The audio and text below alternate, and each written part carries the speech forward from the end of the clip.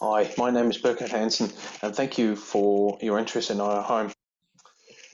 We'd like to thank Renew and Clean Energy Nillumbik for arranging the Sustainable Housing Day. It's challenging times, and to still keep this day alive and make this all happen online is a great effort. So thank you very much. Very much appreciated.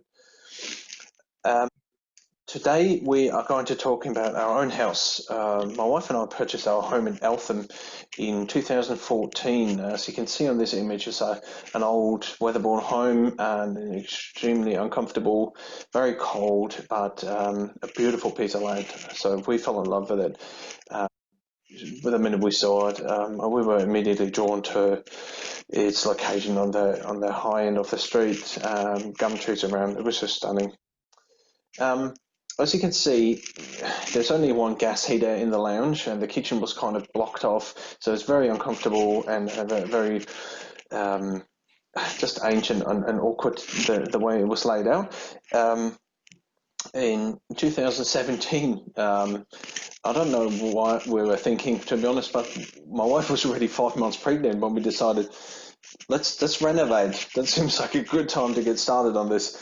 And we were aiming just to keep the charm and not do a huge change to the overall layout on the house and how it was located on the land, but we definitely wanted comfort and a healthy living environment.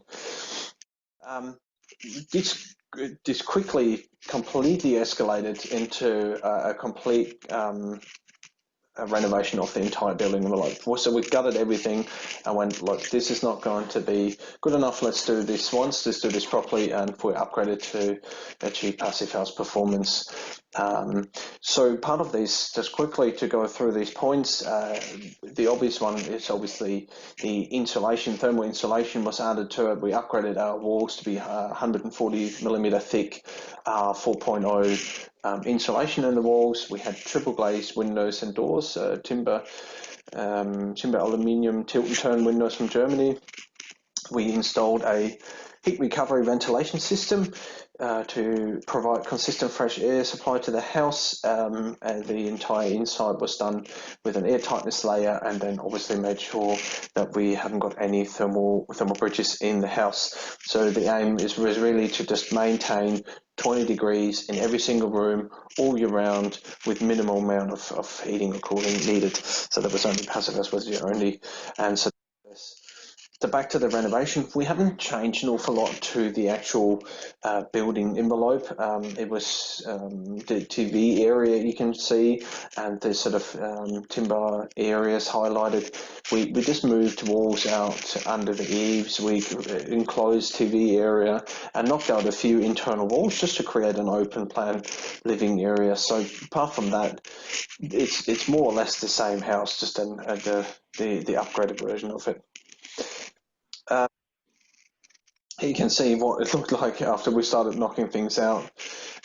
It was quite adventurous because we had a lot of asbestos in the house, so we removed everything. You can still see stacks of old flooring boards. We kept everything and made reveals out of it. We made the very same table I'm sitting at right now. The office desk is all used the old floorboards. So it was just such a beautiful old home, and we just reused as much as we could and recycled as much as we could in the renovation.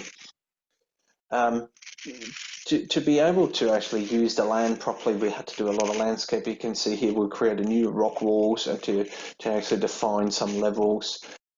There was the whole area we put tons of new soil in. Anyone who lives in Eltham knows gardening is great around here. It's really not. It's just all clay. It is a builder's dream, but a gardener's nightmare, really. So for structural purpose, the clay was fantastic, but from a landscaping point of view, we had to get a heap of soil in just to grow some natives and some lawn area. All walls were then upgraded to be 140 millimeter thick and to be an R4, as I said before. Here you can see that extension. The extension walls were prefabricated in our facility and craned into place with a crane truck. Some a few internal shots because we insulated all the floors as well. So the floors were then, we were quite close to the ground, so we couldn't really get under. So all the floors were taken out, and we installed membranes and insulated everything with high density bats to create really seal building envelope. Here's a quick photo of the roof panels being lifted into place. Yeah, again, time was really working against us here because my wife was getting bigger by the minute, and we had to get the house finished. So prefabrication was an absolute asset there for us to push forward and lock this building envelope up and for us to continue living in there. Triple glazed windows and doors coming from Germany, from Neufer, low E coated, beautiful product, U value of about 0.8, one of the highest performing windows that you can purchase.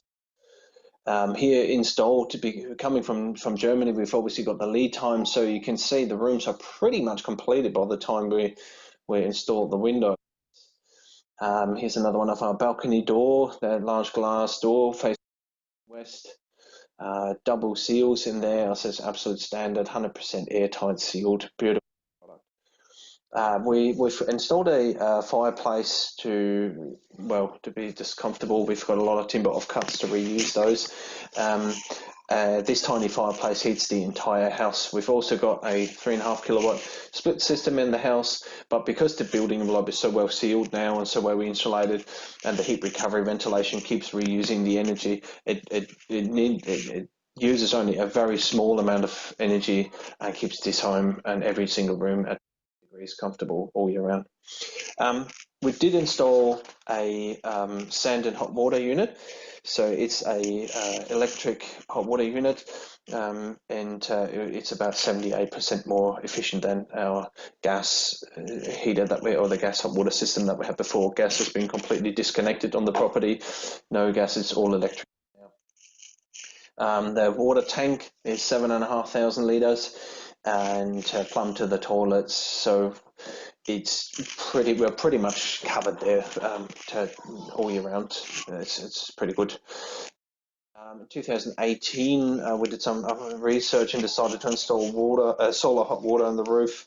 Solar PV on the roof. We installed a 5.4 kilowatt system, so you can't really compare the energy usage or the consumption before and after because we were on gas. We only had one heater. Now we've got this really well sealed. But just to give you an idea, anyone who's got a child, that you know how often the washing machine runs, at least once a day. You wonder how this tiny body can go through so much laundry, but it runs at least once a day. And even during this corona lockdown stages, we've both been working from home and we're still under 12 kilowatt hours. So it's the consumption is very low, and the solar PV covers our usage there. So we're now looking into topping up property as well as installing a battery power, so we can harvest and store more of the energy, the excess energy that we're generating. Some finished shots. I hate to say it, but the old saying of a builder's house never gets finished.